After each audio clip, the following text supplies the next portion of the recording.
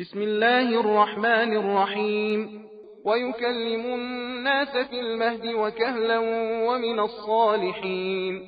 قالت رب أنى يكون لي ولد ولم يمسسني بشر قال كذلك الله يخلق ما يشاء إذا قضى أمرا فإنما يقول له كن فيكون. ويعلمه الكتاب والحكمة والتوراة والإنجيل ورسولا إلى بني إسرائيل أني قد جئتكم بآية من ربكم أني أخلق لكم من الطين كهيئة الطير فأنفخ فيه فيكون طيرا بإذن الله وأبرئ الأكمه والأبرص وأحيي الموتى بإذن الله وأنبئكم بما تأكلون وما تدخرون في بيوتكم إن في ذلك لآية لكم إن كنتم مؤمنين.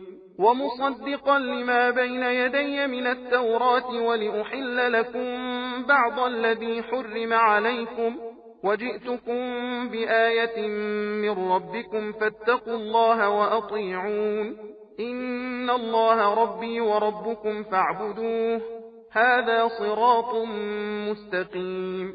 فلما أحس عيسى منهم الكفر قال من أنصاري إلى الله قال الحواريون نحن أنصار الله آمنا بالله واشهد بأننا مسلمون. ربنا آمنا بما أنزلت واتبعنا الرسول فاكتبنا مع الشاهدين. ومكروا ومكر الله والله خير الماكرين.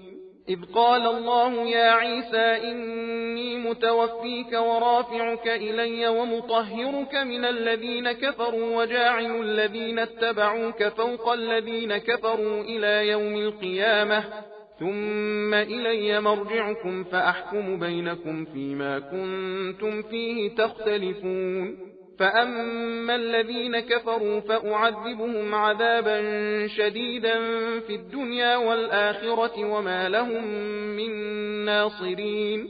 وأما الذين آمنوا وعملوا الصالحات فيوفيهم أجورهم والله لا يحب الظالمين.